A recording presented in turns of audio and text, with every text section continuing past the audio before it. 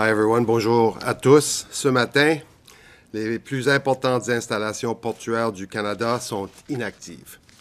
Pour un pays qui dépend du commerce, les risques économiques, commerciaux et sanitaires sont extrêmement élevés et disproportionnés aux enjeux des négociations collectives. Canada is a nation whose economy relies on trade, on getting goods to and from global markets. This morning, Canada's largest East and West Coast ports sit silent. Donc, je suis ici aujourd'hui pour annoncer que nous apportons une solution aux différents conflits de travail qui se déroulent actuellement dans les ports de la Colombie-Britannique et du Québec. Nous nous retrouvons face à une impasse totale dans les trois conflits. Pour que des négociations soient couronnées de succès, les parties doivent y mettre l'effort nécessaire.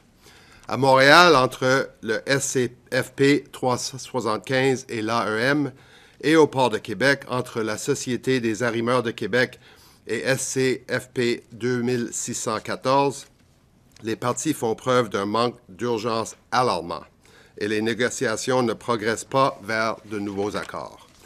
In BC, between the BC MEA and ILWU 514, the parties are also showing an alarming lack of urgency and negotiations are not progressing towards a new deal. Let me address each of the disputes in some detail. First, for British Columbia ports.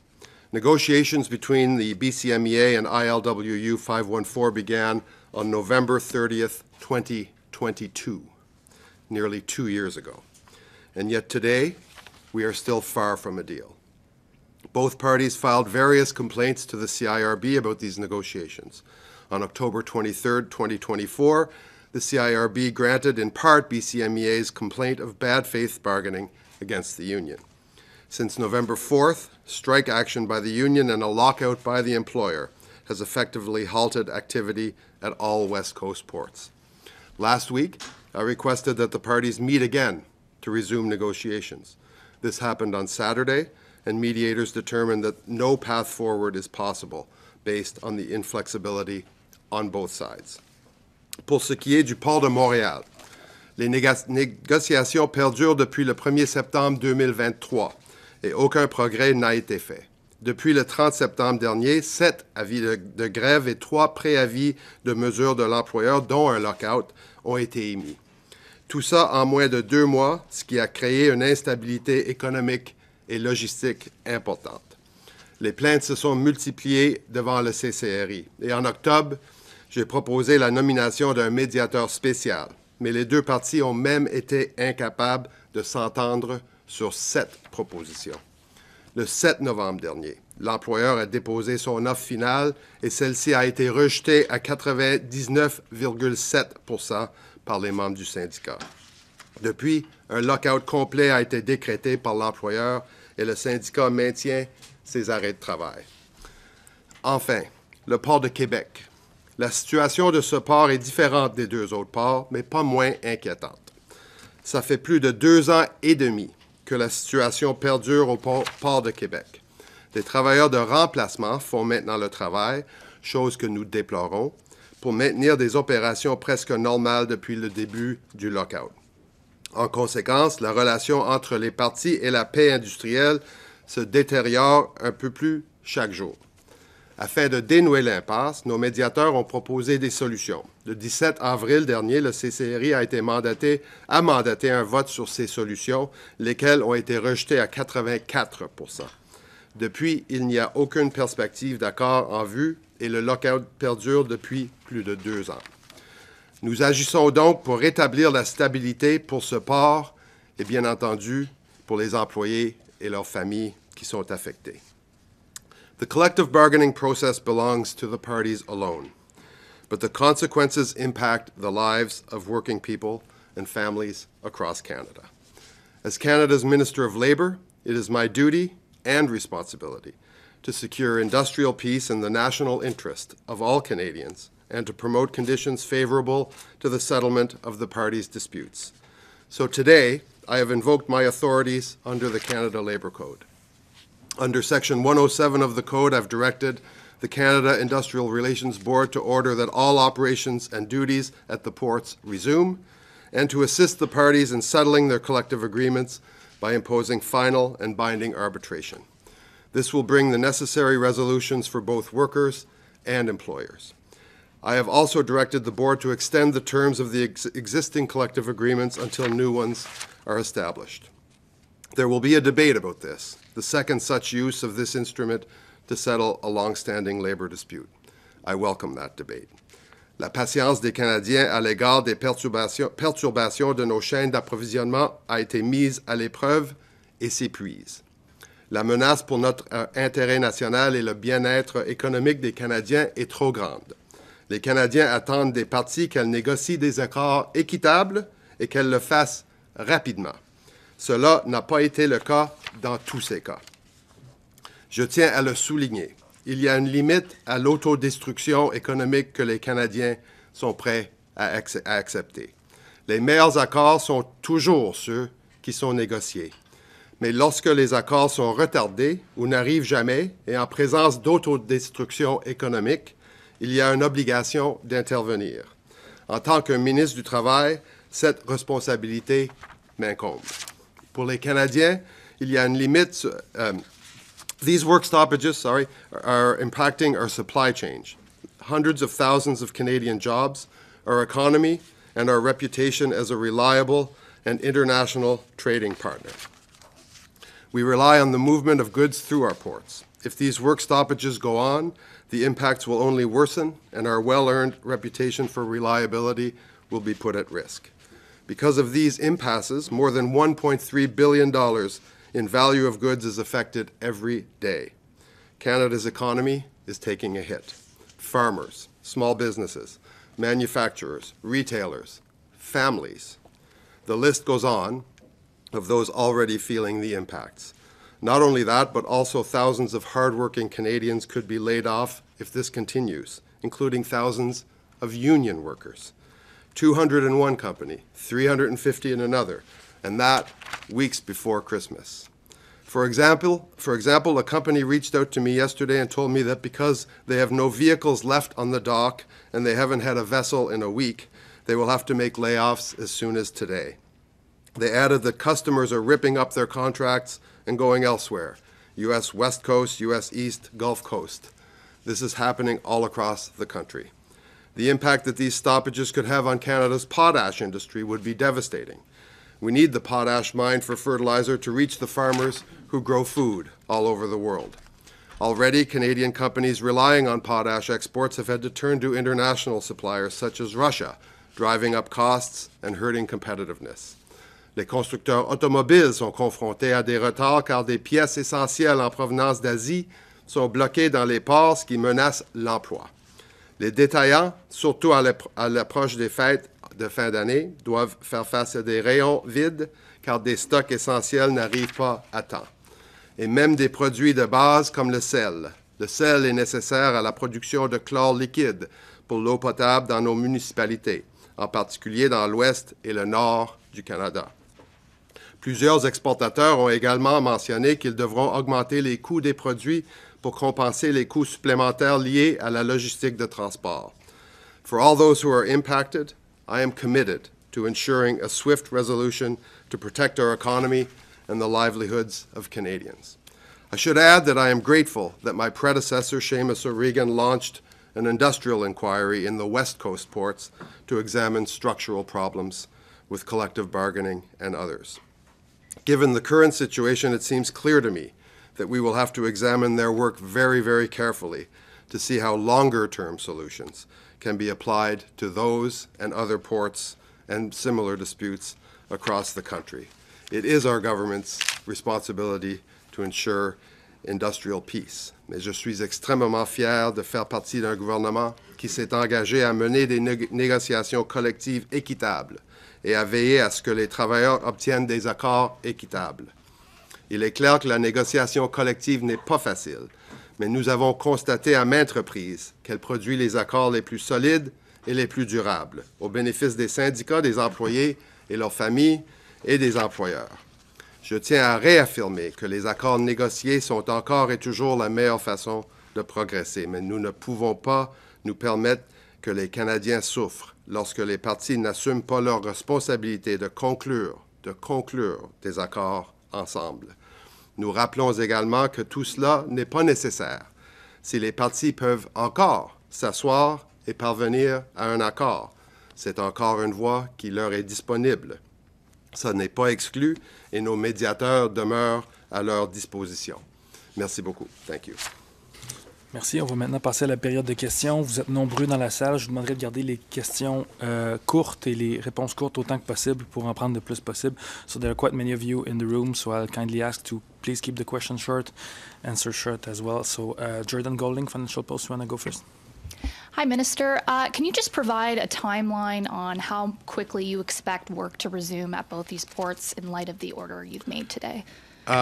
The board will take up the directive, I know, with great dispatch.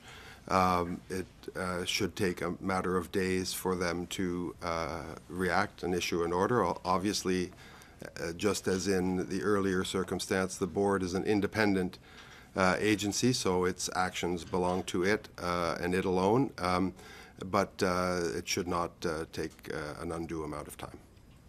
This is the second time now in 1 year that you've issued binding arbitration. You said that this might prompt some debate.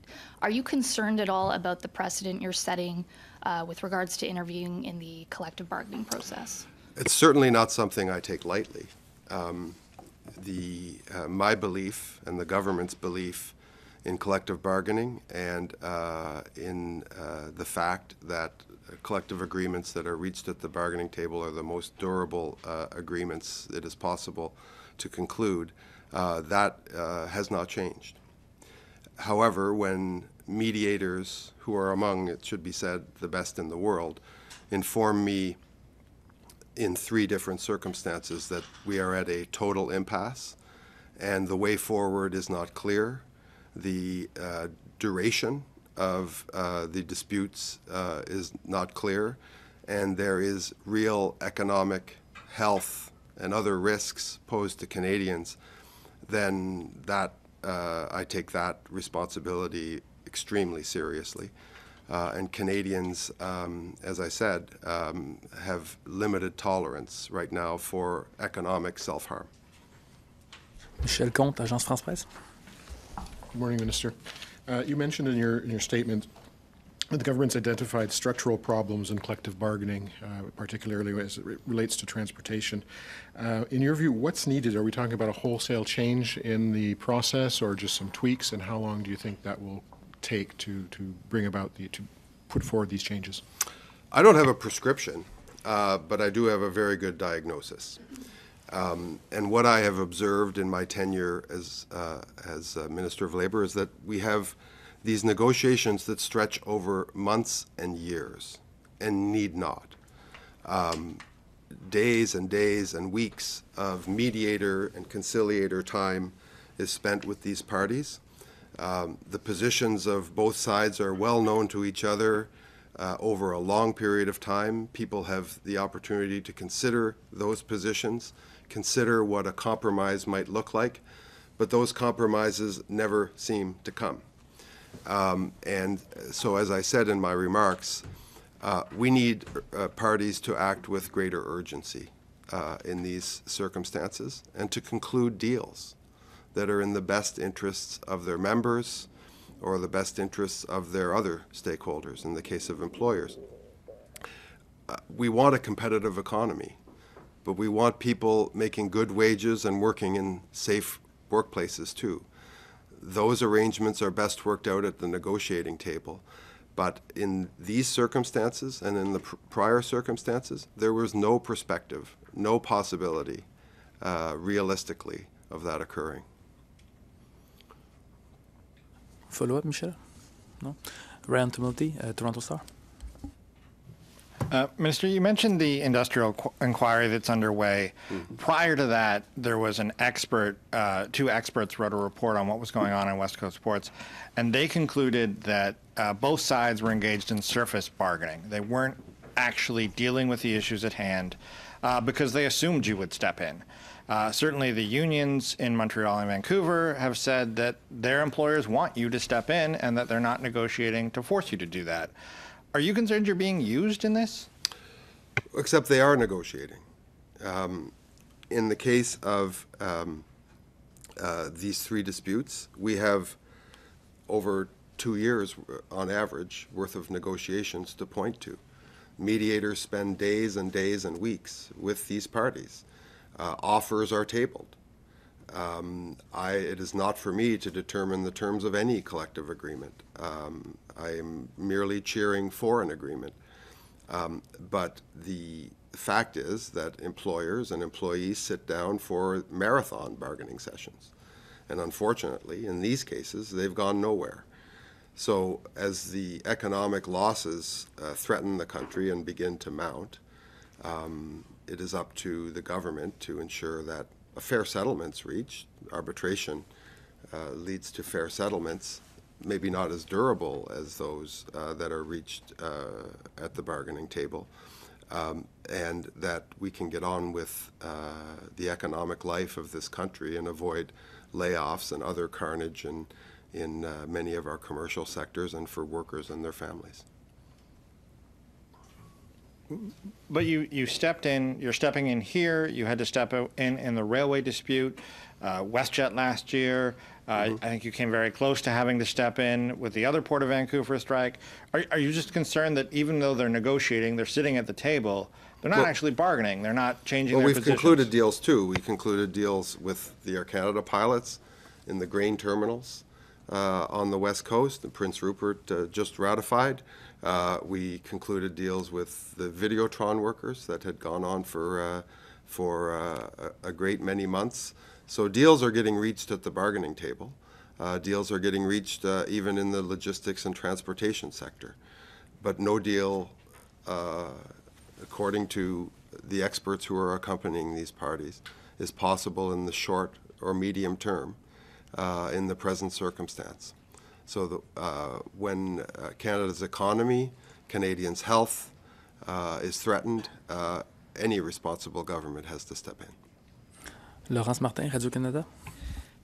Bonjour, M. MacKinnon. Si à chaque fois qu'il y a un conflit de travail, il y a une impasse, là, comme c'était le cas aussi avec CPCN, vous imposez un arbitrage exécutoire, est-ce que ça ne vient pas miner le droit des employés de faire la grève? Nous estimons que nos gestes dans ces cas sont raisonnables dans une optique où ça fait, dans un cas, au-dessus de 2 ans, dans les deux autres, au-dessus d'1 an, que les partis négocient. Les partis ont la liberté totale de conclure des ententes à la table de négociation, accompagnés par nos médiateurs. Mais si je donne l'exemple de Montréal, je suis allé voir les partis en octobre. J'ai proposé un changement de visage, un médiateur spécial. Et les partis sont arrivés avec des préconditions pour la simple nomination d'un médiateur. Donc, vous comprendrez qu'on est loin d'une entente négociée à la table. Et pendant ce temps, des menaces de mise à pied dans le secteur manufacturier au Québec, dans le secteur du détail et dans la chaîne d'approvisionnement canadienne, tant sur la côte ouest que la côte est, mène tout gouvernement responsable à vouloir protéger les citoyens, à vouloir protéger son économie. Aujourd'hui, ce n'est pas le temps de prendre des risques et des chances avec notre économie, et les enjeux qui sont en cause dans ces conflits ne sont pas légaux de ce qui est en cause et en jeu au sein de l'économie canadienne. Donc, pour moi, c'est un geste responsable. Ça envoie les partis devant un arbitre où ils peuvent plaider leur cause et l'économie canadienne peut reprendre son rythme. Mais vous comprenez que c'est facile pour les employeurs sous juridiction fédérale de se dire bien, on va mettre les employés en lock-out parce qu'on sait qu'Ottawa va intervenir et va imposer un arbitrage exécutoire. Sauf qu'ils font des offres et ils négocient. évidemment, c'est au syndicat d'accepter ou non les offres des employeurs dans tous les cas. Évidemment, c'est aux employés de faire les choix qui s'imposent. Mais ce que j'observe, c'est que ces partis-là n'agissent pas avec l'urgence que les Canadiens s'attendent d'eux. Donc, c'est seulement les syndicats qui sont de mauvaise foi, c'est ça que vous dites? Non, pas du tout. J'ai dit les partis n'agissent pas avec l'urgence que les Canadiens souhaiteraient qu'ils aient dans de telles circonstances. Mike Lecouteur, CTV. Minister, I know you're saying that you have to wait for the board to act, but when can Canadians and Canadian businesses expect activity in the ports to restart? Do you have a date in mind? I can only go with what we observed in the last year or so, and that it was a matter of days. But again, the CIRB is an independent entity, and it will pursue its processes as it deems correct. I wanted to ask you about another labor issue that could be coming. Canada Post issued a 72-hour notice of a strike. 3 years ago, your government did legislate them back to work. Because of the issue in the House of Commons right now, with no business being able to be tabled or done at all, you're not going to have that lever. So what are you looking at in terms of trying to make sure that if this does get to the point where we are at today, and we are near the busy Christmas season, what are you going to do? Well, we are hoping to achieve a deal at the table. The issues at hand in the Canada Post negotiations are substantial. They're significant. There's a lot of work to do. And I know the parties are negotiating today. We will make every effort possible to keep them at the table and keep them talking. And we hope to achieve a negotiated settlement there. Brian Platt, Bloomberg. Hi, Minister. Until this year, if a government wanted to impose binding arbitration, it passed legislation in Parliament. Is this the end of that now? You've now acted twice without using legislation. Do you think this is the end of Parliament having a say in this process? I'm not here to declare the beginning or the end of anything. We take these disputes individually. Obviously, we have 3 today that have converged, where Canadians expect us to act in the interests of their economy and their jobs. So that's what we're doing. But Labour ministers must examine the facts as they are in any given case and act in the way he or she deems most expedient. And in this case, this is the path we chose.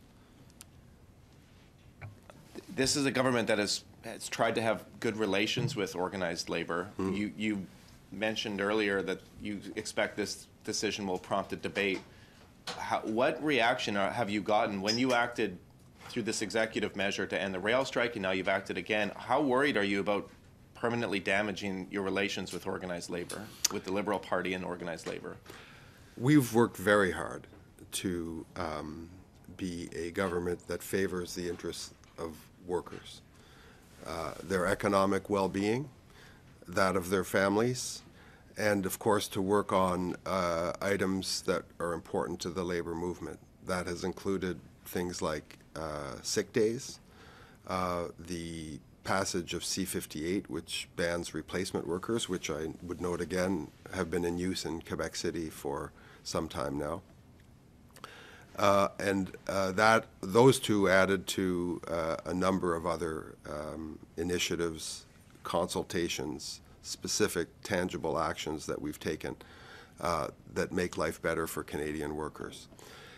I know that the labor leaders that I speak to understand that all of these cases, just as I just said, are different. I will obviously let them speak for themselves. I don't think it would be unreasonable for me to observe that they would also prefer that these deals be done at the table. But that makes 2 of us. Marina van Stackelberg, CBC.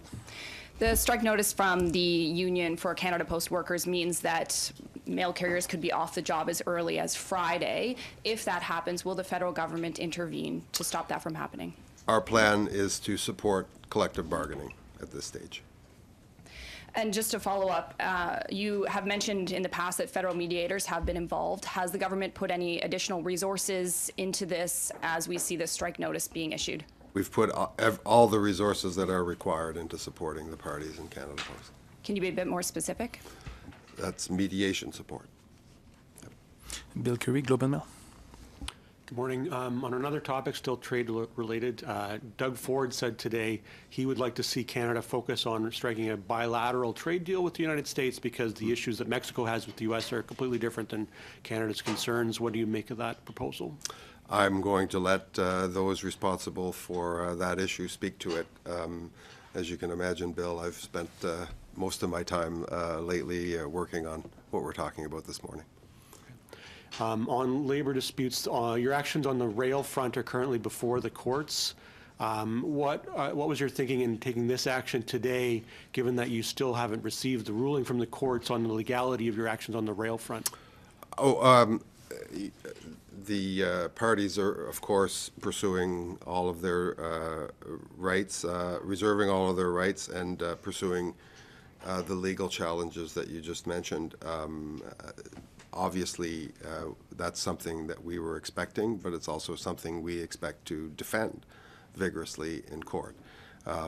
When these decisions are taken, they're taken after a long look and with a view to the reasonableness of the action and the proportionality of the issues that we are resolving vis-a-vis the issues that might exist at the bargaining table. So we maintain that this decision is made under powers that are granted to me by the Parliament of Canada, and we will defend those actions vigorously in court.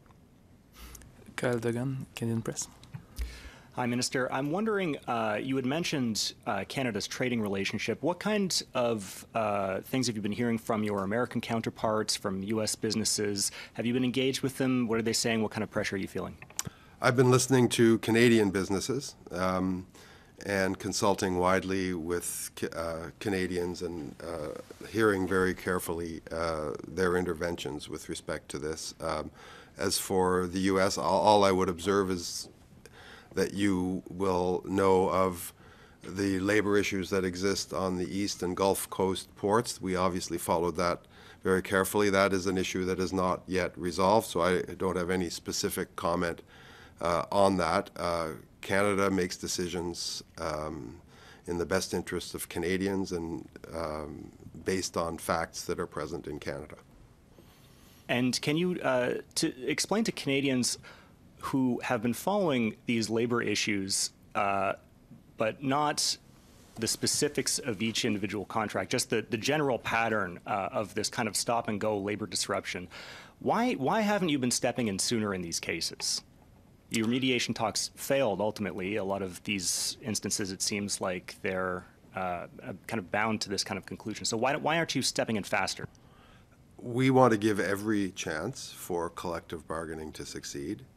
We want to support the parties as long as we can, and sometimes, of course, these things become, they go right down to the wire. When labor disruptions occur, when work stoppages occur, whether they are initiated by unions or employers, then we have to consider the health, economic, trade, and other implications for Canadians and the impact on other working Canadians. So that's what we do. That's what I do. And we make moves that I believe are reasonable under the circumstances, but only after exhausting a collective bargaining process that we continue to believe in. Gillian Piper, Global. Hi, Minister. Thanks for taking our questions. Why do you think that your government has faced so many major strikes back to back? Is this a breakdown of the collective bargaining process? No, we've settled. There have been many contracts, whether under federal jurisdiction or not. The collective bargaining continues to function in Canada and continues to function well. And we've, even in the federally regulated sector, concluded several successful rounds of bargaining in the past little while. As I said earlier, we take all of these issues on a case-by-case basis, evaluate the facts that are before us, and take actions that we believe are reasonable under the circumstances and worthy of the trust that Canadians place in us to manage them. An NDP leader, Jagmeet Singh, when your government issued binding arbitration in the rail strike, said, there's really no difference between the Conservatives and the Liberals. Both of them are going to be beholden to the employer. Do you think that issuing binding arbitration twice in 1 year, as you've pointed out, is seriously damaging your relationship with working voters, and is that repairable in your eyes? There are a lot of working Canadians whose jobs depend on our supply chains functioning. I mentioned some of them in my statement: auto workers, potash workers, farmers, small business people who need merchandise for their shelves to sell at Christmas. So I view actions to restore order, reasonable actions to restore order in our supply chains, as being pro-worker. I do not like reading of layoffs. I do not like hearing of instability. And obviously we want to make sure that our economy continues to function, that our trading relationships continue to function, and that international commitments that Canadian companies and workers have made to supply other countries are honored. Those are the things we consider, and those are fundamentally pro-worker impulses. On me dit qu'on a le temps pour une dernière question. On va aller en français en ligne avec Michel Sabat de la presse canadienne. Bonjour, Monsieur le ministre. Pour rebondir sur la première question de ma collègue Gillian, êtes-vous ultimement responsable de la multiplication de ce type de conflit de travail de par votre décision de l'été dans le secteur ferroviaire? Nous agissons dans du cas par cas. Je soulignerai que les relations de travail dans les installations portuaires ont toujours été difficiles. Ça a toujours été des négociations difficiles. À Montréal, le Parlement a légiféré en 2018 et comme j'ai dit dans ma déclaration, il est évident que nous devrons évaluer le système de négociation dans certains cas, dont les installations portuaires. Ça, il me semble évident.